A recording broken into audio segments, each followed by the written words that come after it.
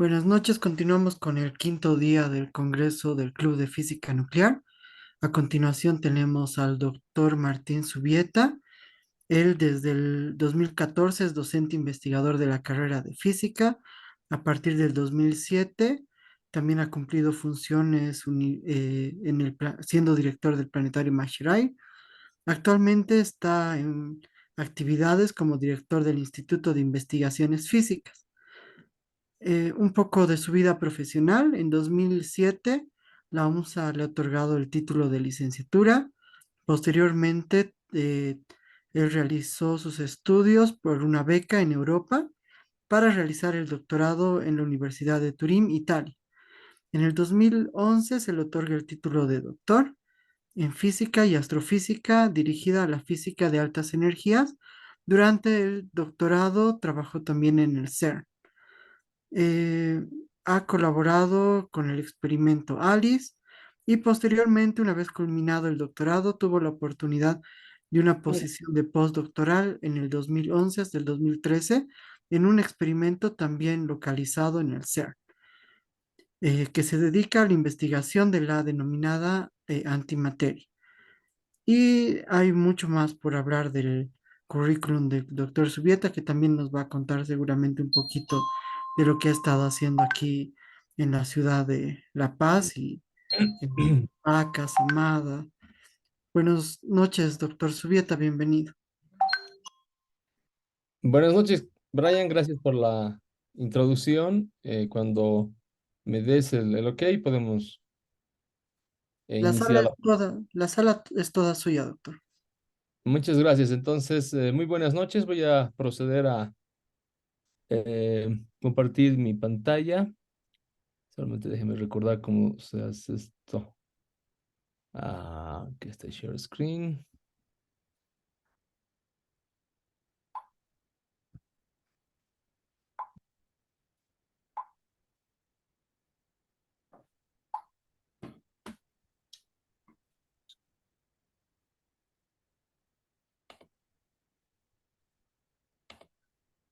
Ok, muy bien. ¿Pueden ver mi pantalla? Sí, se puede ver, doctor. Muy bien. Entonces, la charla que les he propuesto es orientada a hablar un poquito sobre la conexión que existe entre, ustedes conocen bien el laboratorio de Chacaltaya, localizado en el monte del mismo nombre, ahí con una foto bonita, nevada, y la conexión de nuestro laboratorio con los aceleradores de partículas. Uno, en principio, podría pensar que una conexión directa o incluso indirecta no parece existir, pero en realidad tiene mucho que ver. Y es justamente la historia que les vengo a contar con todos los argumentos científicos, naturalmente de una forma bien resumida para que se entienda un poquito acerca de lo que se ha hecho y se está haciendo en este prestigioso laboratorio de talla mundial. Bien, entonces permítanme iniciar con lo que probablemente ya han oído varias veces, al menos de mis presentaciones, es el hablar sobre el descubrimiento del mesón pi, ¿no? Brevemente, esta partícula que explicase el, eh, la interacción entre los nucleones dentro del núcleo de los átomos fue propuesta por un físico de hecho, el primer premio Nobel en física por la parte japonesa, el profesor Hideki Yukawa, que propuso que dándose la existencia de esta partícula, pueda explicarse la naturaleza de una otra fuerza que no se estaba entendiendo bien en ese momento, al explicar la naturaleza de la atracción entre los nucleones dentro del núcleo. Ustedes saben que mayormente estamos hablando de que los núcleos están poblados por protones y neutrones. Los protones, al tener la misma carga y los neutrones ser neutros, uno tendería a pensar por conocimientos de electromagnetismo básico de que el núcleo no podría formarse porque habría una fuerza de repulsión que naturalmente ocurriría por tener los protones la misma carga y los neutrones no ejercer aparentemente ninguna interacción. Entonces, justamente en esta En esta compleja explicación, el profesor Yukawa propone de que en realidad lo que pasa es de que hay una otra fuerza de una naturaleza que probablemente en su época era desconocida, la denomina la fuerza nuclear, y que esta explicase el dominio sobre la fuerza electromagnética en la escala del núcleo, de manera de que explicase la unión entre los nucleones, ¿no? Y para poder explicar evidentemente la existencia de esta fuerza, se la conecta con el mediador de esta fuerza, que es el pión, ¿no? Entonces esto fue descubierto en 1947 por el profesor Hideki Yukawa, pero en la participación también de el descubrimiento experimental en Chacaltaya de esta partícula participaron otros personajes. Uno muy famoso por la parte de los científicos brasileños en esa parte, en ese entonces trabajando en la Universidad de Bristol a la cabeza del profesor Powell, y otro italiano de apellido Chialini. Ahí ustedes pueden ver justamente las trazas que se identificaron de los decaimientos, ¿no? Revelados en lo alto de la montaña por instrumentos que contenían una emulsión nuclear, es una suerte de placa fotográfica que es también comúnmente usada en las placas de radiografía industrial, por ejemplo, que contienen las características esenciales para poder revelar el paso de una partícula cargada por estos materiales. ¿Sí? Es una técnica bastante antigua que se usa o que se usaba y bueno, hoy en día se sigue usando naturalmente con una mayor precisión en explorar las trazas de las partículas que son del orden de las micras en este material con la ayuda, por ejemplo, de un microscopio electrónico, ¿no?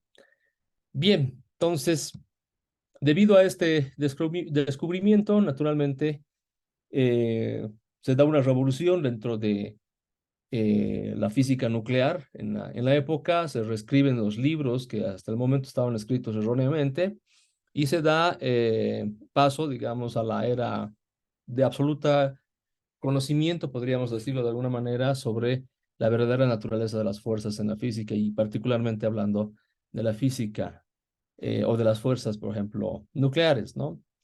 Y bueno, y en este momento conecto con otro descubrimiento grande también dado, pero no el pasado siglo, sino en nuestro siglo, en 2012. Y es justamente el descubrimiento del bosón de Higgs. ¿Por qué lo pongo en contexto? Porque en realidad uno puede pensar de que el descubrimiento del pión es tan importante como el descubrimiento del bosón de Higgs, porque, digamos, nuevamente hablando del pasado, eh, no se entendía bien el mecanismo por el cual eh, uno entendía la complejidad de lo que sucede en el núcleo al poder explicar que estos puedan llegar a ser estables por la naturaleza de una fuerza nuclear presente, desconocida en su entonces y hoy más conocida, ¿no? Y en el contexto del bosón de Higgs, ustedes probablemente hayan escuchado de que realmente hasta el 2012 no entendíamos por qué la materia tenía masa, ¿sí? Entonces son aspectos bastante importantes que se dan justamente en el descubrimiento de la estructura de la materia y cómo ésta interactúa a través de las fuerzas que están presentes en el universo. Entonces, para entender un poquito, así en un concepto bien sencillo, qué exactamente es el bosón de Higgs, pongo estas imágenes que dan una idea de lo que en realidad quiere decir cuando uno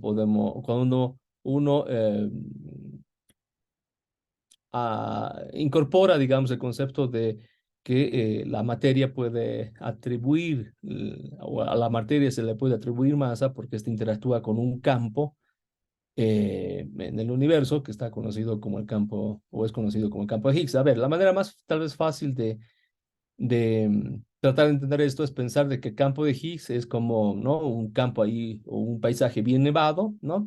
Y obviamente algo que esté atravesando, algo que esté atravesando el campo nevado, normalmente algo más pesado y que interactúa fuertemente, digamos, con el campo nevado y va dejando, digamos, un rastro bien claro, como es el caso, ¿no? De la figura de abajo cuando, por ejemplo, podemos pensar de que esta puede ser una partícula muy pesada, como el protón, que interactúa mayormente con el campo de Higgs, de manera de que esta este protón tiene una masa mayor de lo que podrían tener, por ejemplo, los electrones, porque los electrones ahí en la figura, representados por los esquiadores, interactúan no tan intensamente, si vale el término, como el protón, porque no está caminando, ¿no? O estos esquiadores no están caminando en el campo de nieve, sino se están deslizando a través del campo de nieve. Entonces hay una interacción menor, por lo cual nos lleva a interpretar de que los electrones tienen una menor masa, ¿no? Y el caso del fotón es el que en realidad sería un poco hipotético de que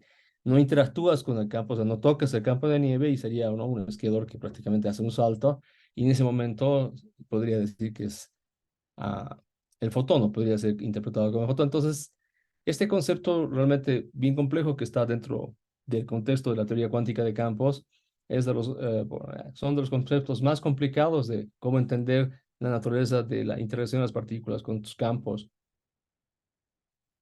cuánticos, describiendo específicamente el campo de Higgs, y conocer realmente cómo es que la materia puede adquirir esta propiedad intrínseca que es la masa, ¿no? Entonces, muchos seguramente han debido escuchar hablar de que es la partícula de Dios, es la de las partículas más importantes que tendrían que haber sido descubiertas, porque si no el modelo estándar se caía a pedazos. Bueno, es algo exagerado, pero naturalmente surgieron también los que asocian todo esto, ¿no? A que en realidad si uno está explorando y estudiando el universo, de repente se acerca al concepto de mismo Dios, ¿no? De que si digamos uno podría considerar de que está en algún lado, podría ser asociado a la partícula en ese entonces de Higgs, ¿no? Entonces hubieron memes interesantes como este que les muestro, donde finalmente al ser descubiertos, entonces prácticamente hemos descubierto la partícula de Dios, pero bueno, simplemente algo cómico. Ah, conectado con esto complejo, ¿no? A ver, entre lo que ha sucedido en Chacaltaya en esa época y lo que ha sucedido recientemente, por ejemplo, en laboratorios como el CERN, hay una conexión, ¿no? Y la conexión va en una dirección que quiero mostrarles en este slide, porque en realidad lo que estudian o se estudia en estos laboratorios, sea en el pasado o en el presente, en realidad es la estructura de la materia, ¿no? Y quiero simplemente ser bien breve en esto, tampoco resumido de lo que quiero referirme justamente con este slide, pero en realidad nosotros entendemos la estructura de la materia como hoy en día, debido a lo que, debido a lo que ha sucedido hace mucho tiempo atrás con justamente la explosión de el Big Bang, ¿no? Que da origen incluso a la materia que hoy en día observamos, ¿no? Que está conectada con el universo observable. Y como ustedes pueden apreciar en esta gráfica, desde el Big Bang han pasado varias etapas, ¿no? Las partículas en mucho tiempo, de hecho, para llegar a nuestro universo visible y nuestro universo compuesto por macro, vamos a decir, por macroestructuras que son realmente bien grandes comparadas con incluso un planeta, ¿no? Un sistema solar, estamos hablando de galaxias, cúmulos de galaxias, etcétera. Entonces, lo que quiere mostrar esta imagen justamente es la conexión inherente que existe con la visión macroscópica masiva de acumulación de materia que hoy día vemos, ¿no? Y la conexión inherente, íntima, si vale el término, de la estructura más fina o particular, valga la redundancia, haciendo referencia a partículas, de la que está compuesta esta materia. Entonces, es una conexión que se la estudia hoy en día muy bien, por ejemplo, con los aceleradores de partícula, porque justamente el Big Bang en realidad es un escenario donde se ha producido una gran cantidad de materia que ha dado paso naturalmente a nuestro universo, y esta gran cantidad de materia es producida por una reacción, por ejemplo, de desintegración de dos partículas o dos núcleos de partículas pesadas, por ejemplo, ¿no? Que justamente se aceleran en estas máquinas y se hacen colisionar entre sí, de manera de generar, digamos, mini Big Bangs, ¿no? Y a partir de estos Big Bangs, estudiar toda la estructura de la materia que emerge siguiendo la famosa ley de Einstein, ¿no? De la proporcionalidad de la energía con la masa, que existe. Entonces, de esta manera justamente se ha buscado construir uno de los aceleradores más potentes del mundo para poder buscar justamente la creación del bosón de Higgs, ¿no? Y justamente medir la masa que debería de tener esta partícula, o sea, predicha nuevamente por el modelo estándar, y vincularla ahora con la compleja estructura que se tiene de las masas dentro de las partículas que dan paso justamente a estas propiedades inherentes a la materia, que es justamente el bosón de Higgs.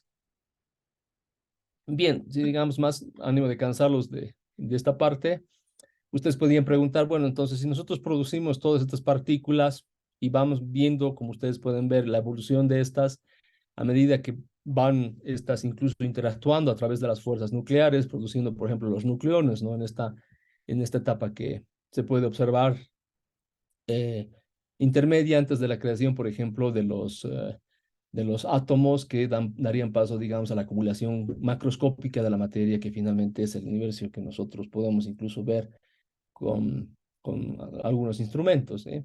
Como los telescopios ópticos.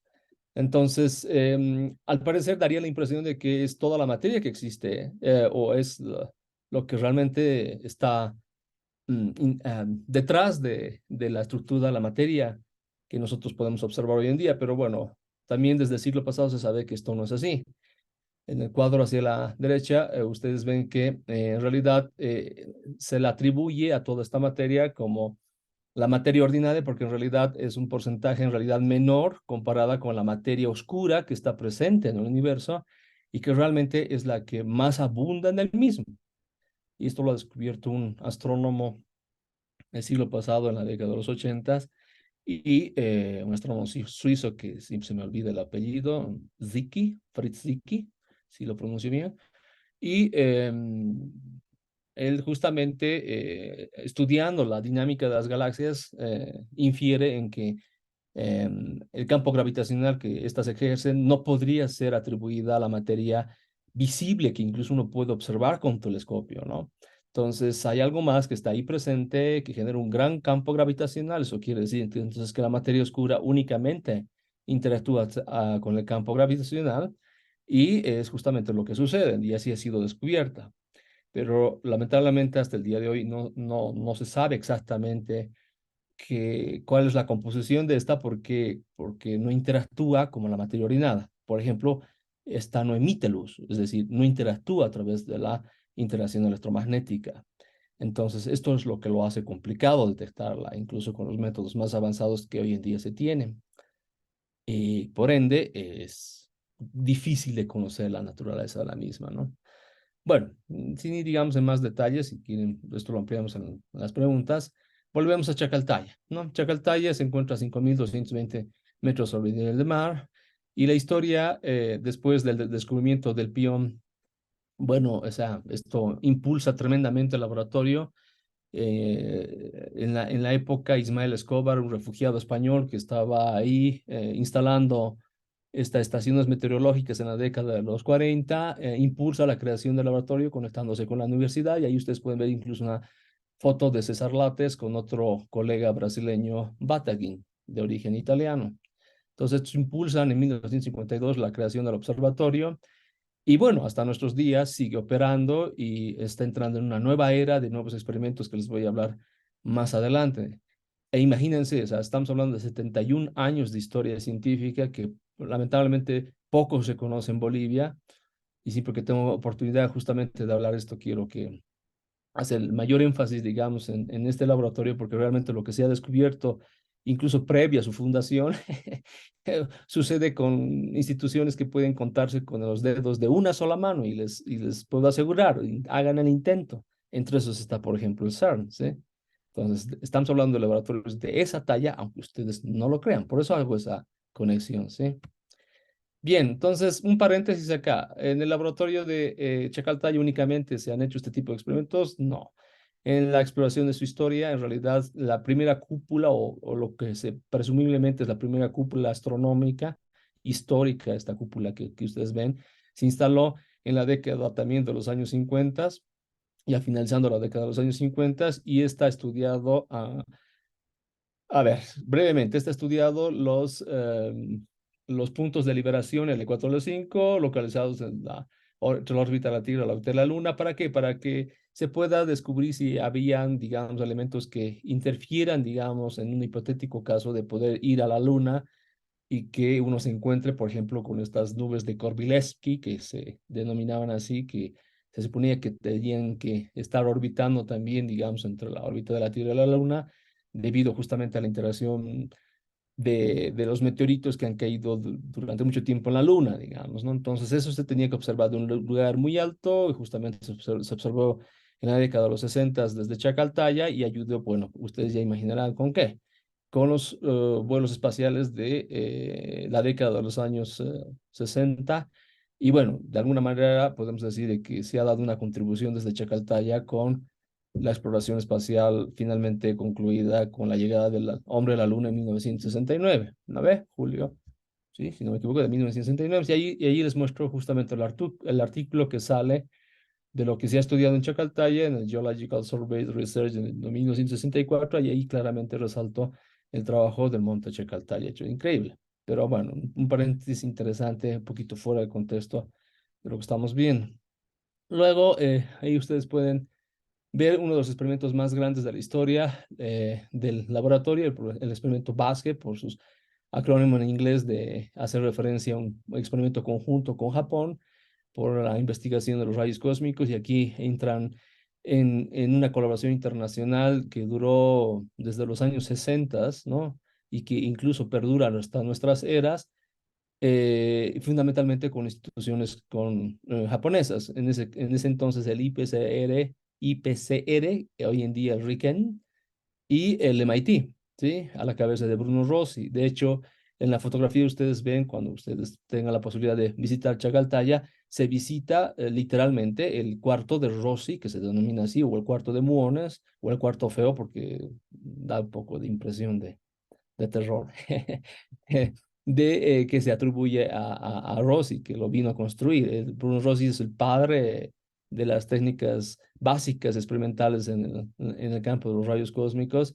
Y bueno, entonces todo el mundo quiere venir a ver, al menos de los colegas de afuera, ¿no? ¿Dónde está la cámara de Rossi o el cuarto de Rossi? Bueno, y está ahí, ¿no? Lo tenemos justamente en el laboratorio y está siendo en este momento incluso rehabilitado, puesto bonito. Hay una foto justamente cuando estaba todo instalado, ¿no? Ahora está naturalmente todo desinstalado. Entonces, ¿sabe qué contribuciones importantes dio este experimento?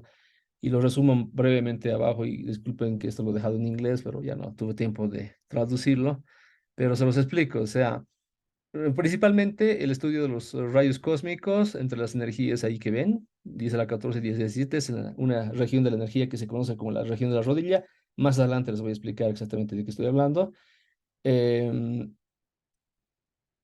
Ha sido pionero en lo que hoy se conoce una nueva área de la astronomía que se conoce, que es astronomía por si acaso que no usa telescopios, ¿sí? Es una astronomía que usa detectores de partículas para hacer astronomía. Medio, suena raro, pero en realidad esta astronomía se enfoca en la astronomía energética, que lo que busca es enfocarse en los fotones de altas energías que vienen del espacio profundo.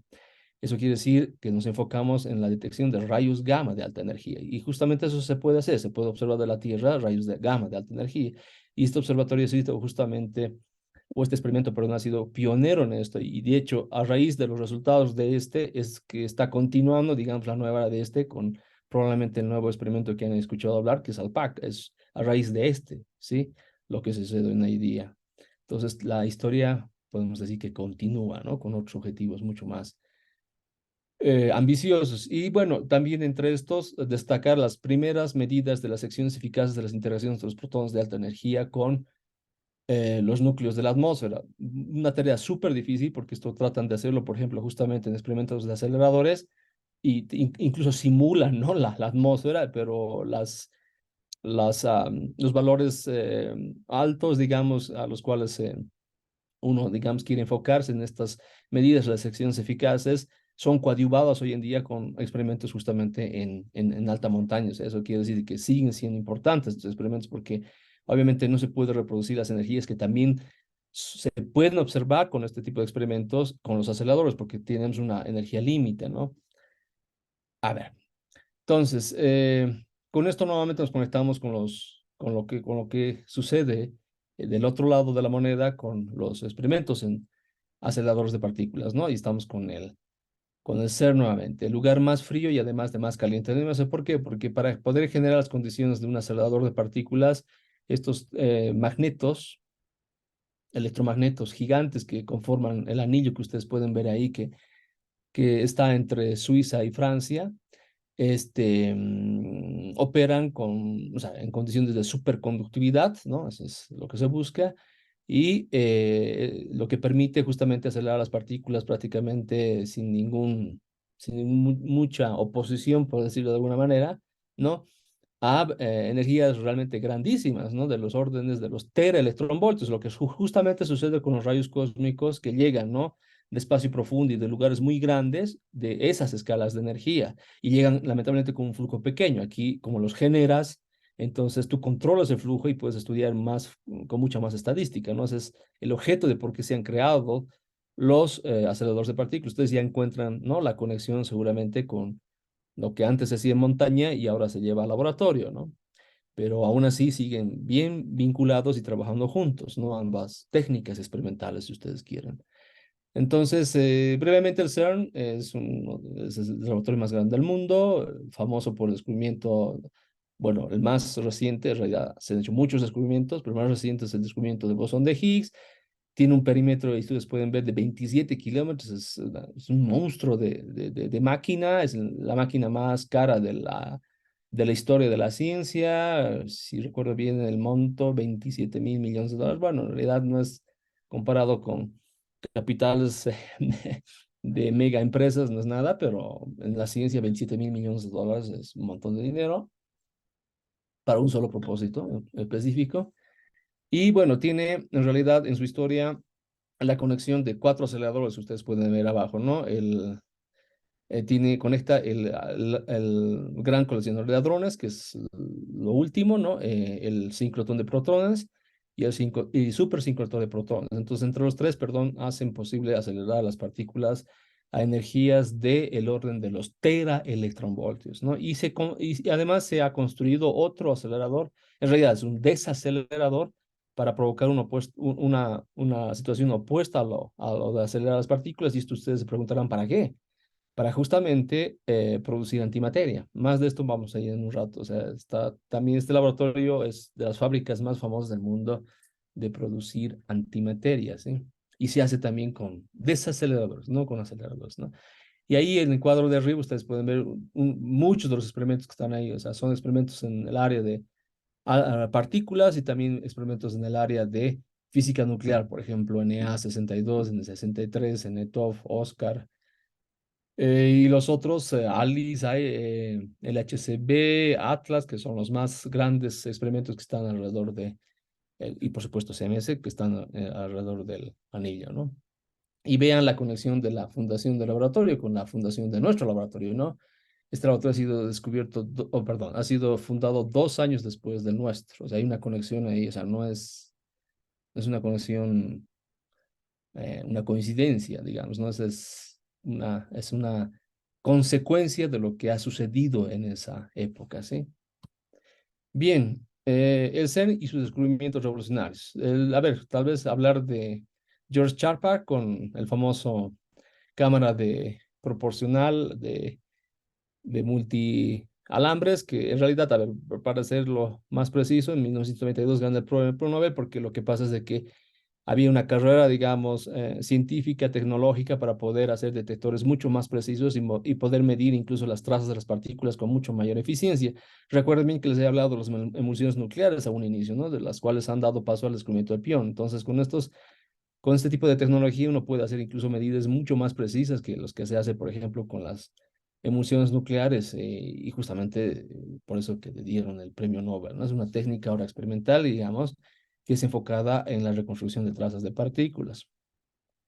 Las corrientes, por ejemplo, débiles, se han descubierto también en estas cámaras de burbuja, que también son una técnica experimental bien desarrollada, fundamentalmente el siglo pasado, y han dado descubrimientos, por ejemplo, importantes, conectados con otros detectores, naturalmente. Estos se conocen como el UA1 y el UA2, Pero a ver, fundamentalmente, ¿qué es lo que han descubierto? Los mediadores de la interacción débil, o sea, la interacción que explica el decaimiento de los núcleos o el decaimiento de las partículas, ¿sí? Entonces aquí resalta justamente los dos famosos científicos que han dado paso justamente a poder descubrir la existencia de estas partículas, igual, predichas teóricamente en el modelo estándar, y es Carlo Rubbia, italiano, y no me acuerdo si es danés o sueco, perdón, Van der Meer, ¿sí?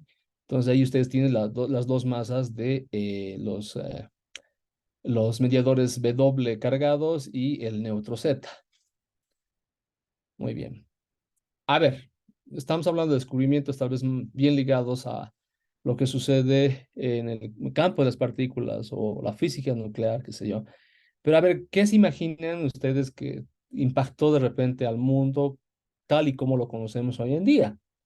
Y que esté conectado con estos grandes laboratorios, ¿no? Que se ha descubierto que hoy en día realmente lo podemos ver, incluso tener en la palma de nuestras manos y conectarlo con lo que se hace en los laboratorios, aunque ustedes no lo crean. Y si no creen en estos slides, googleen, ¿cómo se dice? No, pueden googlear, perdón. Se ha dado paso o sea, se ha descubierto en el CERN, por este señor Tim Berners-Lee en 1989, el protocolo de comunicación más famoso del mundo, el Internet, el triple WW, ¿sí? Se ha descubierto, sí, en el CERN lo han descubierto físicos, pero ¿por qué? Porque necesitaban comunicarse con otros colegas en el mundo, o sea, la necesidad creo que era bien intuitiva, ¿no? Pero bueno, esto no se ha hecho popular y no se ha lanzado esta tecnología hasta mucho después, ¿no? En la década de los años 90, donde justamente el 30 de abril de 1993 el CERN anuncia formalmente que el triple W será libre de uso, y ya ustedes conectarán ahí los puntos, ¿no? Con lo que ha sucedido en esa década. O sea, prácticamente en esa década justamente se ha dado la revolución que tenemos, ¿no? En el mundo de la informática conectado con la conexión a la web, ¿sí? Ahí ustedes pueden ver datos que no están actualizados, pero me parecen interesantes. Me olvidé actualizarlos. Hasta el 2017, del número de miles de millones de usuarios en el mundo, que va creciendo prácticamente linealmente con el tiempo, ¿sí? Hasta el 2017 tenemos prácticamente 3.500 millones de usuarios, pues prácticamente la mitad de la población del planeta. Entonces, de las grandes cosas que podríamos pensar de que han ido a contribuir y a cambiar el mundo como lo conocemos hoy en día, y particularmente las generaciones más jóvenes, es el Internet, sin duda. Yo he visto esta transición, o sea, soy parte de la generación que ha visto esta transición. En mi época no se estudiaba desde el celular, ni se veían videos en YouTube. Bien, bueno, entonces vayamos a otras cosas nuevamente del campo de la física. Naturalmente habíamos hablado a un inicio, ¿no? La antimateria. Antimateria, que es, la combinación, ¿no? De, por ejemplo, de átomos, en realidad, que serían los antiátomos, cuando uno puede llegar a que interactúen electromagnéticamente también, por ejemplo, el núcleo, en el caso del átomo de hidrógeno, el único un núcleo que este tiene, que es un protón, y el electrón, formando un átomo de hidrógeno. Pero ¿qué pasaría si tú tienes un antiprotón? Recuerden bien, el desacelerador de antiprotones, justamente por este propósito ha sido creado, y lo combinan con un positrón. Entonces crean un átomo de antihidrógeno. ¿Se imaginan? Entonces de esto ha salido igual una revolución, que es el uso de la antimateria. Y van a ver, o sea, los alcances que esta tendría. Es impresionante lo que nos viene en el futuro. La antimateria, bueno, existe de una forma natural. En realidad también existen las antipartículas. Esto fue descubierto también con el desarrollo del modelo estándar, que lo estudiamos en la física, los físicos. Y bueno, el primero que dio luces de esto fue Dirac, ¿no? Con su famosa ecuación de Dirac, cuando establece justamente la naturaleza en la estructura de la materia, compuesta de una parte y una contraparte, cuando justamente trataba de explicar la existencia del positrón como antipartícula del electrón, y que ha tenido la suerte que justamente en la década de los 30 se descubriese justamente el positrón, y justamente un experimento de rayos cósmicos, ¿sí? Entonces todo se va conectando y bueno, va dando pasos a experimentos mucho más complejos en nuestra era, ¿no? Bueno, a ver, ¿para qué interesa, o sea, investigar la antimateria? O sea, con propósitos prácticos, digamos, la antimateria y la materia, si se encontrasen, se aniquilan. Simplemente no queda nada, solamente un montón de energía y fotones, ¿sí? o fotones en forma de energía. Entonces, en el universo, si ustedes se preguntan cuál es la forma más eficiente de producir energía, es justamente haciendo que se encuentre materia con antimateria. Si no, pregúntenle cuál es el sistema de propulsión del motor, que es el motor del USS Enterprise. Hagamos recuerdo. El motor del USS Enterprise justamente utiliza antimateria, sabiendo que este está o sea, esta es la serie, la saga, lo que está basado en un libro que lo ha escrito un físico. Entonces, es interesante. Y justamente no hay más forma eficiente de producir energía de hacer que se encuentre la materia con antimateria. Y esto justamente ha llevado también a, a que se escribe este libro y la película no, asociada con los ángeles y demonios en el afán de destruir al Vaticano con una bomba de antimateria que sale del ser. No sé si la han visto, ¿no? Bien, entonces esto es la parte, digamos, cómica que también puede surgir de la controversia que surge justamente de la investigación de la antimateria, ¿no? Pero a ver, hablamos de cosas más científicas, ¿no? La antimateria, ¿qué alcances tiene y hasta dónde ha llegado? Ahí justamente pongo el dato. Athena y Atrap son los experimentos que han marcado un récord, o sea que hasta ahora no ha sido superado, ¿eh? Y el récord data del 2002, o sea, estamos hablando de hace mucho tiempo atrás, donde justamente se han logrado producir miles de átomos en un ambiente de criogenia, ¿no? O sea, átomos fríos, es real, perdón, antiátomos de hidrógeno, ¿sí? Y se han logrado hacer de que estos no interactúen, ¿no? Con el medio que los contenía, que se llama una trampa de antimateria, que utiliza un principio bien interesante, no lo voy a describir, pero se basa en simplemente interacción electromagnética, ¿sí? Y la hacen como que levitar en un tubito, ¿sí? De manera que no toque las paredes del tubito, porque en el momento en que quitas el campo, o sea, el antiátomo, ¿no? Va a las paredes y este se aniquila, ¿no?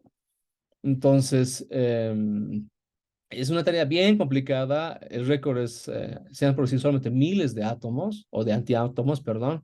Imagínense producir solamente un mol de antimateria. O sea, sería el número de Avogadro. O sea, estamos re lejos de producir una bomba o utilizar esto como propulsión de futuras naves. O sea, estamos realmente recién aprendiendo cómo manipular esto, ¿sí? O sea, no crean mucho lo que ven en las películas.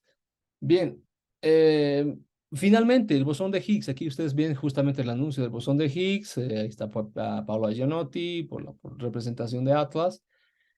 Hubo una representación también de Siemens que simultáneamente dieron, ¿no? El anuncio de el descubrimiento de esta famosa partícula, como ya comentamos. Ahí está también Peter Higgs presente y Engler, su compañero, que juntos hicieron la predicción de la existencia de esta partícula, más bien vivo, el hombre en realidad ambos, desde la década de los años 50, han tenido la suerte de que esto realmente se descubre. O sea, esto en ciencia realmente tienes que tener mucha suerte para que te alcance la vida a que realmente descubran la partícula que tú estás proponiendo. O sea, es así. Las cosas no suceden muy inmediatamente, solamente en algunos casos bien afortunados y muy particulares, por ejemplo, ¿no? Como en el caso que hablábamos de Dirac. Entonces ahí ustedes ven el pico justamente en el histograma que está pintado de rojo sobre el fondo que está pintado de un color medio azul. Entonces ese piquito que justamente sobresale del todo el fondo que se observa está asociado a los decaimientos directos que tiene el bosón de Higgs. Ahí está representado en del centro del detector. Ahí está el detector Atlas. Salen estas líneas rojas que representan justamente los cuatro muones como mecanismo de decaimiento directo el bosón de Higgs. Y esto se asocia finalmente a una masa. Este es un histograma asociado a un espectro de masas que apunta justamente a la masa que debería de tener que es de 125 gigaelectronvoltios, ¿no? Que es la que se esperaba. Bien. Entonces, con todo esto, ¿qué podemos decir que se hacen tan exitosos en estos laboratorios para que tengan no solamente un alcance de desarrollo de conocimiento científico que ustedes ven, incluso transforma el mundo? Es lo que se espera que ocurra cuando uno es capaz de desarrollar conocimiento científico, sino que también de la mano viene pues el desarrollo tecnológico y las aplicaciones que uno puede encontrar a todo esto, ¿no? Entonces, ¿qué es lo que hace tan exitoso esto? En mi experiencia, esto es más algo personal, pero es un equilibrio de, en realidad, varias áreas multidisciplinariamente hablando, ¿sí? O sea, obviamente sabemos de que el problema de fondo es un problema físico que queremos resolver, pero ¿qué significa resolver, digamos, construir una máquina que se enfoque en medir el bosón de Higgs? ¿Qué significa siempre esto? Esto es una complejidad que difícil al inicio de verla, porque en realidad engloba muchas otras áreas. Y en mi experiencia he visto que engloba, por ejemplo, a la informática, engloba a la electricidad, a la electrónica, a la ciencia de materiales, a la mecánica, a la ingeniería, por supuesto, a las matemáticas, está también de por medio química y biología. Es una sinergia entre muchas otras áreas, entre las ingenieriles y electrónicas que ponen de un lado a la balanza y las ciencias duras del otro. Entonces, es un perfecto equilibrio que sucede en nuestros laboratorios y cuando se da este perfecto equilibrio, o sea, el desarrollo de conocimiento científico y de la mano la tecnología que se va desarrollando después fluye como sin ninguna resistencia, digamos, ¿no? Entonces, es algo que únicamente lo he visto en este tipo de laboratorios, ¿sí? Y se los transmito justamente para que un poquito lo piensen, ¿sí? Si realmente solamente pensaban de que físicos trabajaban en el CERN, no, en realidad la mayor parte, o sea, el mayor staff de ahí son ingenieros, en realidad, ¿sí? Bien, aplicaciones tecnológicas hablaremos ahora. Las aplicaciones tecnológicas, ¿qué implica, como decía hace un momento, ¿no? De que construyes un acelerador y detectores tan complicados, ¿para qué sirve? Bueno, en un momento hemos visto, ¿no? Del lado de la informática, ahí tenemos el gran cambio que hemos logrado, digamos, en el mundo al inventar el protocolo de comunicación que ha dado paso al Internet. Y hoy en día tenemos, no sé, inteligencia artificial que también, bueno, no es por ser sobrador, pero quienes creen que han utilizado los primeros algoritmos de inteligencia artificial, y eso se los puedo demostrar, también son los físicos, ¿sí? Entonces, hay grandes bases de datos, clústeres, el concepto del World Wide Web, del LHC Computing Grid. O sea, no sé si han escuchado hablar ahora en nuestra era de esto, pero está haciendo mucho eco de las grid y la inteligencia artificial conectada con esto, el upgrade que se piensa hacer al Internet, la intercomunicación que se quiere en todo el mundo. O sea, es una cosa que está revolucionando y avanzando cada vez más rápido que me impresiona, ¿no? Y lo que más me impresiona es la conexión que nos involucra de alguna manera a nosotros con todo esto, ¿sí? Y ahí les pongo, por ejemplo, como dato de las herramientas más potentes que he visto que uno puede usar, por ejemplo, si quiere utilizar algoritmos de inteligencia artificial para el análisis de datos, si quieres recrear, ustedes han visto, ¿no? El detector parece como que dibujadito de la computadora, como que diseñado como que en AutoCAD, ¿no? En realidad existe esas herramientas y están justamente englobadas en este paquete que es el root de es un paquete de hecho libre, si ustedes quieren pueden descargárselo y empezar a explorarlo. Este paquete es un monstruo, hace de todo. O sea, sirve para la parte de la ingeniería, para diseñar cosas, para resolver cosas de física. O sea, es increíble lo que hace eso. Como experiencia, les puedo contar de que en los primeros años de mi doctorado, me parecía hacer cosas más de informática y de física. Y estaba diciendo, pero ¿por qué me dan tanto de informática? Porque justamente es una de las herramientas más importantes que tiene que saber un físico moderno en esta área, ¿no? O sea, sin estas herramientas no puedes hacer nada. De hecho, la gráfica esta, permítanme ir atrás, ¿cómo creen que le han hecho? ¿No?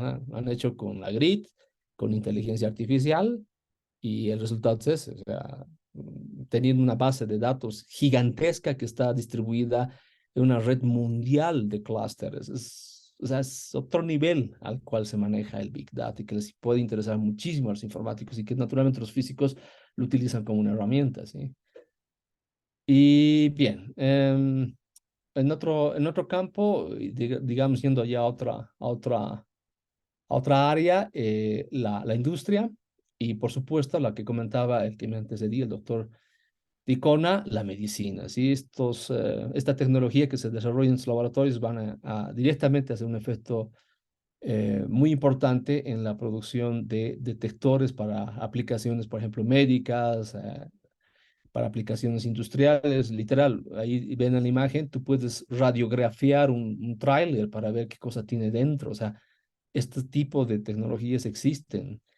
Y afortunadamente yo he visto parte de estas tecnologías funcionar y de hecho colaborar con algunas. Entonces es increíble lo que uno puede hacer cuando aprende este tipo de herramientas, ¿no? Un poquito de la historia de la hidroterapia nos lleva justamente a hablar de Robert Wilson, ¿no? Un físico nuclear y de partículas norteamericano que ha vivido hasta el año 2000, famoso por su participación en el proyecto Manhattan, entre otros, y obviamente se queda propuesto de que, bueno, si podemos construir aceleradores, ¿no? Entonces, ¿por qué no usarlos para la medicina? Fue idea de él, o sea, nuevamente estamos hablando que fue una idea en físicos, no lo estoy diciendo esto porque quiero ser sobrador o hacer, digamos, énfasis en los físicos, porque en realidad la física o los físicos, pues bueno, están en todo lado y uno que se fastidia de encontrarlos en todo lado, pero es que no es de extrañarse, ¿no? ¿Alguna vez han escuchado que la física lo es todo? Tiene que ver con que lo que estudiamos nos hace potencialmente servibles, si vale de alguna manera decirlo, para poder interactuar en otras áreas y poder ayudar, ¿sí? Con lo que hacemos.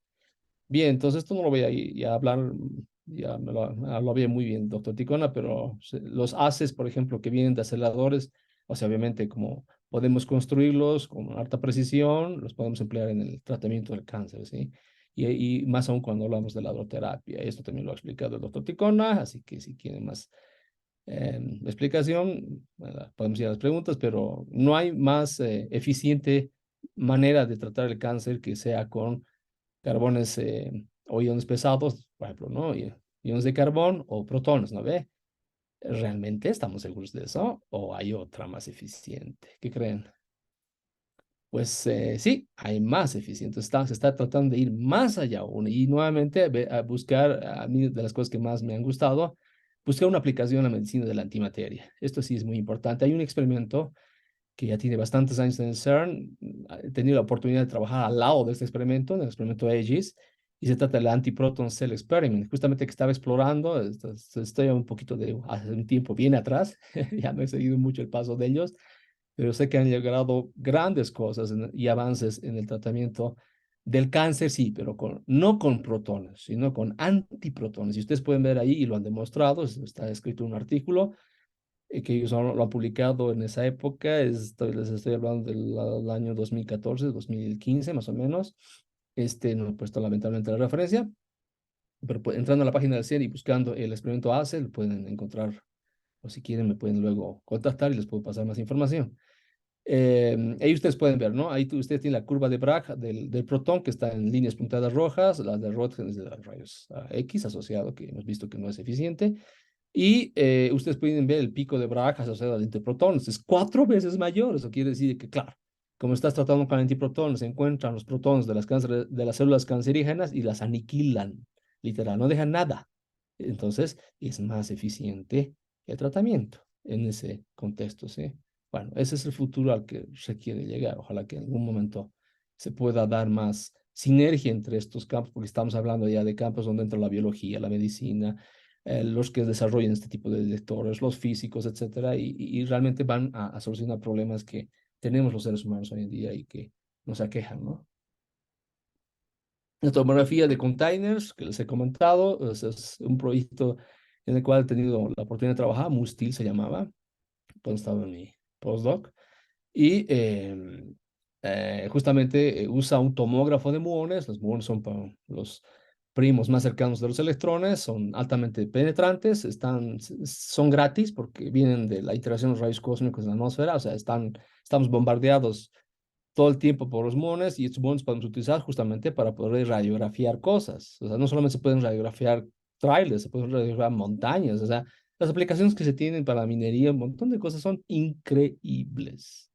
Pero bueno, hablemos ahora de el ser vinculado con nosotros. ¿Ustedes creen que estamos vinculados con el ser más allá de la historia que les he contado y la conexión histórica que tenemos con ellos? Pues sí, tenemos una conexión ya formal desde el 2007. Tenemos un convenio macro formado con ellos que está afortunadamente vigente hasta la época. Tenemos todavía que conformar convenios específicos, se llaman los memorándum de entendimiento, los MOU, y obviamente participación más activa de parte nuestra en estas cosas, ¿no? Tanto como investigadores y estudiantes. Ahí está, justamente les muestro el, el, la resolución HCU, donde ha sido aprobado esto, el 2007, HCU 50613, 2103 del 2007. Y bueno, la señora rectora de ese entonces, la señora doctora Rescala, ¿no? Bien, y bueno, decirles que obviamente somos la única universidad adherida al convenio. Muy poco se sabe de este, yo igual no lo sabía hasta hace unos años atrás, obviamente hasta, o sea, la razón de que yo estaba allá era también parte de todo esto, pero bueno, uno a veces no entiende cuál es el rol que está jugando y por qué se encuentra en ciertos lugares, es decir, está asociado a algo que lo ha pensado alguien más o es puro azar, pero no era nada de eso, no era algo que ya estaba bien pensado, ¿sí? ¿Qué ventajas tenemos? Participación en experimentos científicos de alto nivel, la oportunidad de publicar revistas de alto impacto. Estoy hablando de que puedes publicar incluso en Nature. Y esto lo he visto, lo he vivido, he sido partícipe. Hemos tenido publicaciones en Nature Communications cuando he trabajado con este experimento de ellos. Es una oportunidad única, interactuar con los científicos de todo el mundo, establecer y extender colaboraciones científicas, movilidad de docentes, estudiantes, etcétera. O sea, es una ventaja muy grande que veo con la participación de estos eh, laboratorios, ¿no? Y obviamente, por supuesto, ¿dónde creen que me han empezado a hablar en serio de lo que era Chacaltaya? No ha sido aquí, ¿eh? Ha sido ahí. Mis colegas de ahí me decían, usted viene de Chacaltaya, el peón. Oh, qué orgullo tenerlo aquí. Y lamentablemente yo no sabía de lo que me estaban hablando. Esto es un, un screenshot de la página donde uno puede también aplicar al programa del Summer Student. De hecho, exhorto a los estudiantes, no solamente de física, también puede ser de ingeniería informática, si es que están escuchándonos, y pueden aplicar. En realidad, no solamente para físicos. Esto hemos enviado, en realidad, sin embargo, la primera vez que hemos enviado, el primero, gestionando todo lo que había que gestionar, ha sido un físico, Peter Paye, que ha ido el 2019 o 18, no, el 19. El 20, lamentablemente por la pandemia, no ha ido nadie. El 21 luego ha ido otro, Carlos Cruz. El 23 ahora está otro estudiante, creo que está Emiliano, ¿sí? La idea es que tenemos que enviar al menos uno cada año. Y los requisitos, bueno, brevemente, tener experiencia en algún experimento científico en el área, ya sea nuclear o partículas, ¿sí? A ver, hablarnos un poquito del futuro. ¿Dónde estamos yendo en todo esto, conectándonos ahora con experimentos con el CERN? Brevemente, Matus es un experimento en el cual estamos colaborando medio que indirectamente, pero estamos ahí. No se ve justamente la universidad, pero bueno, estamos tratando de interactuar con estos colegas, que es más o menos una, una, una colección de contactos que tengo de toda la experiencia que he vivido en el CERN y bueno, estos continúan, estamos de perfilando proyectos para futuro y justamente dentro de los proyectos para futuro está este proyecto para explorar la neutralidad neutra de la materia, descubriendo partículas nuevas que hoy en día no pueden observarse, que están conectadas con, por ejemplo, respuestas para la materia oscura. Les digo en breve, perdón, pero es que creo que me voy a extender haciendo mucho. Más referencias, si quieren, de todos esos experimentos estrictamente del área de física de partículas, por favor, contáctenme. Ahí está la página de Matusla si quieren saber más, pero nosotros estamos trabajando y colaborando con ellos, ¿sí? Por supuesto está Alpaca. Ustedes de repente han oído hablar de Alpaca. Alpaca es un experimento que busca justamente la continuidad de lo que ha sido BASGE. Su objetivo final es hacer un observatorio de rayos gamma, ¿no? Construir un observatorio de rayos gamma. Brevemente, los rayos cósmicos es igual. Estamos hablando de partículas muy energéticas que vienen del espacio profundo, interactúan en lo alto de la atmósfera, produciendo una interacción secundaria de muchas otras partículas que se generan y se conocen como los chubascos de partículas, ¿sí? Entonces, Ahora no sé por qué. Ah, sí, ahí. ¿Quién los ha descubierto? Víctor Hess en 1912, en un globo montado, viendo de estudiar la radiación que viene de la corteza terrestre, se quería él, elevar y se encuentra con que más bien mayor radiación medía a medida que iba yendo más alto con el globo, lo que le ha llegado a concluir de que viene radiación del espacio exterior, ¿no? Este experimento, ustedes probablemente también sepan, ha sido impulsado por el Premio Nobel 2015, el profesor Kajita, ha sido galardonado con el honoris causa, toda una historia en este experimento realmente muy linda. Los objetivos físicos que tiene puntualmente son estos tres que ustedes pueden observar acá: observación de los rayos gamma del orden de tera-electronvoltios. Estos son eventos asociados a cuestiones bien energéticas del cosmos. Estamos hablando de astronomía de altas energías, estudio de los rayos cósmicos, de la entropía de los rayos cósmicos, y también hacer algo de física solar, ¿sí? ¿Por qué la astronomía gamma brevemente? ¿O por qué enfocarnos en lo que es la astronomía gamma? Incluso algunos observatorios también hacen astronomía neutrínica, porque bueno, los gamas son neutros, son fotones de altas energías, y bueno, es como observar con un telescopio óptico donde pones el ojo en el cielo, realmente de ahí te está viniendo la radiación. Es lo mismo, es el mismo principio, ¿no?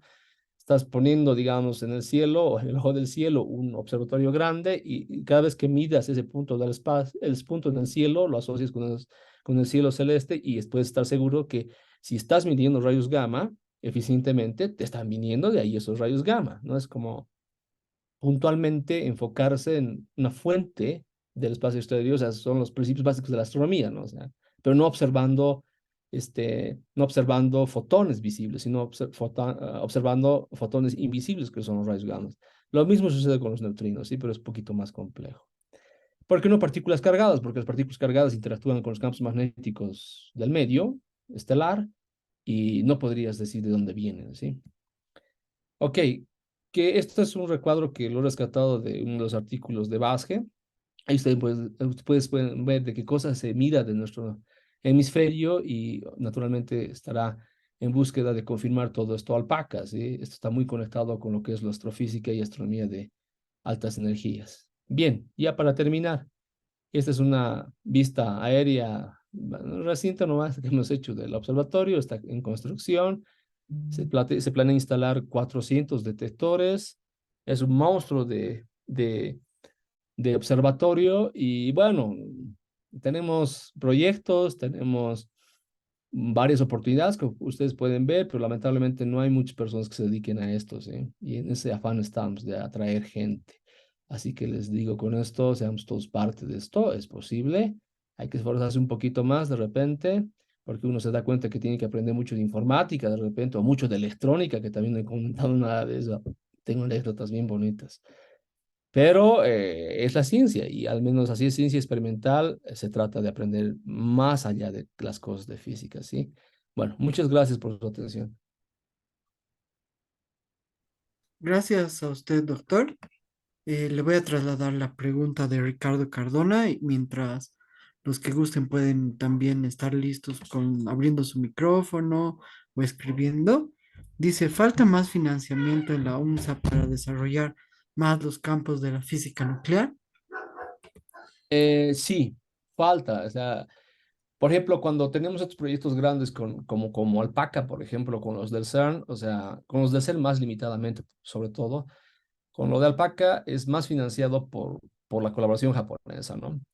Es, digamos, un 99% colaboración japonesa y un 1% la universidad, digamos. Entonces, ¿por qué? Porque obviamente nosotros no tenemos recursos para poder siquiera, digamos, comprar los detectores, qué sé yo, ¿no? Imagínense, estamos hablando de Alpaca, es un proyecto en la primera fase es un proyecto de $5 millones, más o menos. O sea, es mucho dinero. O sea, para nosotros es algo inalcanzable. Pero bueno, o sea, lo bueno es que no necesariamente necesitas buscarte, digamos, con bastante esfuerzo esto, sino que por la historia que tiene el laboratorio, esto nos llega, o sea, automático. Eso es algo que únicamente lo he visto aquí, ¿eh? Nunca lo he visto esto, ni siquiera afuera. Pero aquí estoy viviendo, en el tiempo que estoy en la universidad, esta experiencia para mí es única, nunca lo he visto. solamente lo he visto con el laboratorio y bueno, ahora ya lo entiendo por qué, ¿no? Uno podría decir, pero voy a poner haciendo más de la nada 5 millones de dólares en un país tercermundista donde quién sabe qué historia científica tiene. No, los japoneses no son así. Dese cuenta de lo que vale ese laboratorio, ¿eh? Es una consecuencia de lo que tenemos, de la joya que tenemos, yo diría, ahí. Pero bueno, lo que tenemos que más bien enfocarnos no es tanto tal vez en el financiamiento, pero si se mejoran las condiciones son bienvenidas, ¿no? En lo que nos tenemos que enfocar mayormente es en la formación de las próximas generaciones, a mi punto de vista. Gracias, doctor. Paola dice, ¿qué ingenierías puedo estudiar para dedicarme al área de la física nuclear? Y estudio ingeniería bioquímica o ingeniería en biotecnología. Ujú. ¿Podría trabajar en dicha área? Sí, o sea, por ejemplo, si te dedicas al área, bueno, o sea, si estás haciendo ingeniería, obviamente estás haciendo algo más práctico, digamos, entras dentro de ese contexto y dedicándote, por ejemplo, a la parte de ingeniería abocada a la parte biológica, o sea, por ejemplo, esto apunta normalmente a la medicina, ¿no? Entonces sí te puedes vincular, por ejemplo, con el desarrollo de detectores o de equipos, si tú quieres, que coadyuvan, por ejemplo, con la medida, digamos, de la dosis, por decir, digamos, algo bien sencillo, ¿no? De radiación que podría recibir, digamos, las células. O, digamos, algo más complicado, lo que he mostrado de la antimateria. O sea, ahí para diseñar esos detectores, o sea, no solamente está el físico ahí que sabe, digamos, ¿no? Y es el experto en antimateria. Y que, bueno, también sabe el desarrollo de detectores, sino que está también ahí el ingeniero electrónico, el ingeniero es ingenierías como un poco modernas, ¿no? De biotecnología, que son ingenierías que tratan de resolver problemas bien enfocados a temas biológicos, ¿no? Digamos, el diseño del detector que podría estudiarse, ¿no? Para poder ver bien cómo hace el efecto de los antiprotones en las células y el diseño del equipo, ¿no? Que es el detector, en realidad ahí participa el ingeniero biotecnólogo, por ejemplo, ¿no? Podría ser, pero Mm. también son ingenieros electrónicos, claro, tal vez más centrados en la parte del desarrollo electrónico, pero o sea, a lo que quiero ir es que normalmente con los ingenieros que me he tropezado eran ingenieros muy expertos, sabían incluso de física, eso es lo que me impresionaba. Bien. Una última pregunta, tal vez, doctor. Dice, en cuanto a lo que mencionó sobre el equilibrio de distintas áreas de la ciencia para el avance tecnológico, el éxito de laboratorios, ¿en qué estado se encuentran los laboratorios de Bolivia en su experiencia? A ver, donde únicamente he visto eso es en nuestro laboratorio. O sea, no hay un balance tan perfecto como el que yo he visto, por ejemplo, obviamente en laboratorios en Europa. Pero, por ejemplo, el Instituto de Investigaciones Físicas, dando sostenimiento al laboratorio de Chacaltaya, tiene una combinación de todos estos elementos, ¿no? O sea, hay ingenieros trabajando, hay físicos trabajando, hay químicos trabajando, tenemos también algunos biólogos trabajando. Ahora estamos incluso, bueno, estoy tratando de interactuar con algunos informáticos también, entonces estamos formando esto. Y de repente sí, estamos ya sobre una base partiendo de repente, pero no es perfecta, ¿no? O sea, ahí, es decir, en el CERN lo he visto todo funcionar perfecto, a la perfección, ¿no? Pero bueno, uno puede buscar de reproducir lo mismo, ¿no? Justo estaba pensando en esto al ver la siguiente pregunta. Sí, Doctor, tal vez podríamos a fin de año visitar el laboratorio de Chacaltaya con los interesados para que conozcan de ahí, desde el lugar, siempre un poquito de lo que se ha hecho. Visiten el cuarto de Rossi. claro, con mucho gusto. Yo realmente lo apreciaría mucho porque realmente tenemos que dar una difusión. Tú sabes, ¿no? Hemos hablado muchas veces, tenemos que dar una difusión la mayor posible de todo esto, porque realmente no lo conocemos, muy poco sabemos de lo que está pasando, ¿no? Y lo que ha pasado ahí, y realmente, o sea, no solamente incluso en el campo de la física de rayos cósmicos o las partículas o la física nuclear, sino que también ahora en el campo de la atmósfera les quiero mencionar de que hace pocas semanas atrás el laboratorio ya ha sido también reconocido a nivel mundial en el campo del clima. o de las ciencias de la Tierra, bueno, enfocados en el cambio climático, ¿no? Entonces, es un laboratorio realmente muy importante y lamentablemente poco se lo conocen, ¿no? Entonces, con gusto, Brian. Genial, doctor. Entonces vamos a estar coordinando para que se pueda dar esa visita. Y bueno, Johnny más está levantando la mano y con eso ya. Claro, claro, adelante, por favor, todas las dudas que tengas, si hay tiempo, las podemos cubrir. Buenas noches, doctor. Buenas noches. Buenas noches, ¿cómo estás? Buenas noches. Tenía una pregunta sobre las investigaciones que están haciendo en Chacaltaya.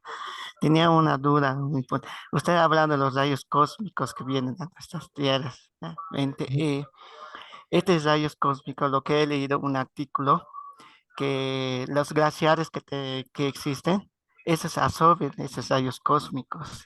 No se ha hecho un estudio referido a esos glaciares que absorben, como los glaciares son millones de años que existieron o que se formaron, Ujú. tuvieron tanto tiempo para absorber muchos rayos cósmicos.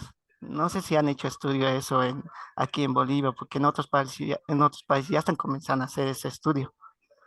En realidad, mira, yo no conozco mucho el tema, pero una conexión en lo que existe en el clima, o sea, no precisamente los glaciares, pero en el clima y los rayos cósmicos sí existen. De hecho, por ejemplo, algo que no he mencionado, y recordarán, también se hace física solar, había mencionado, ¿no? Si recuerdan. Lo que igual es un campo de acción, por ejemplo, muy popular en nuestra era, es lo que es el clima espacial. Entonces, justamente tener monitoreado el Sol desde la Tierra con estos observatorios, pero enfocados de repente en solamente medir neutrones, que no lo he mencionado, pero eso hacemos, o tener estos observatorios que también son susceptibles a lo que pasa con el Sol, porque el Sol es la fuente más cercana de rayos cósmicos que tenemos, ¿no? Entonces, somos muy susceptibles a poder ver lo que pasa con el sol. Entonces, ustedes saben que lo que pasa con el sol, o sea, afecta directamente a todo lo que lo rodea y ahí estamos nosotros, ¿no? De por medio. Entonces, con la pregunta que haces de los glaciares, no, yo no estoy muy informado, pero no es que se absorbe, en realidad la radiación todo el tiempo está interactuando con la materia, ¿no? Y esta interacción no es que, como, no es que queda, ¿no? O sea, tú, digamos, en este momento nos están bombardeando un montón de rayos cósmicos, ¿no? Y si tú, digamos, no los ves o no los puedes medir, o sea, como que te los estás perdiendo, pero bueno, como que mañana también te van a bombardear lo mismo, ¿no? O sea, depende de qué enfoque tengas para estudiar los rayos cósmicos. Si estás hablando del Sol, que es lo que nos llega con mayor frecuencia y todos los días, ¿no? O sea, nos llegan decenas de miles de partículas, ¿no? Por metro cuadrado por segundo del Sol, entonces sí, o sea, podrías ver un efecto directo, pero después si quieres encontrar esto relación con partículas mucho más energéticas, no, porque el flujo es muy pequeñito, ¿no? Gracias, doctor. Muchas gracias por visitarnos el día de hoy. Le agradecemos mucho la visita y seguramente en otras ocasiones igual vamos a poder contar con usted. Muchas gracias y bueno, buenas noches y adelante con esta iniciativa. Muchas gracias. Buenas noches. Hasta luego, doctor. Solamente un breve anuncio. Esta es la lista que va a estar disponible en la puerta del Pipiripi. Todos los que están en esta lista, no sé si ya se ve en pantalla, creo que no. No todavía. Ya, todos los que están en esta lista, Ahora sí. ya, son los que pueden entrar de forma gratuita al Pipiripi, ¿ya? Van a la puerta, dicen su nombre y les van a dejar entrar. Entonces ¿Con voy a, carnet? sí, con su carnet en lo posible, ¿ya? Entonces son todos ellos, por si acaso, los que se han inscrito para el taller del sábado, ¿ya? Los que han llenado el formulario. Si alguien que no está en esta lista quisiera ir mañana al taller que nos va a dar Nostertec y Thermoscientific, también puede hacerlo, lo único que va a tener que pagar los 3.50 de la entrada, ¿ya? A su correo les he enviado ahorita la dirección y algunos detalles más sobre este taller. Si alguien no le ha llegado o no sabe, busque por favor también en el spam. Pero si alguien no le ha llegado o algo, escríbanos cualquier tipo de información que necesiten al respecto, ¿ya? Mañana nos vemos, esperemos que este taller sea beneficioso también para todos los que quieran conocer y realmente ya de alguna manera tocar los dispositivos que se utilizan. Entonces, bueno, yo me despido con eso y es en el centro, es centro Miraflores, ¿no? Más o menos. Sí, cerca del estadio. Tienes el otro diseño, no sé si puedes compartirlo. O Ya, quizás yo lo tengo. A ver, voy a buscar. tengo muchos diseños. Pero es donde era el Cusillo, al frente del Icacota, cerca al estadio. Está frente a la Icacota. Sí, vamos a empezar 10:30 en punto. Esto abre a las 10, entonces pueden estar más antes si gusta. A ver, yo compartiré un rato mi pantalla. Ya. Creo que ya has dejado de grabar, ¿verdad? Ah, no. A ver. eh,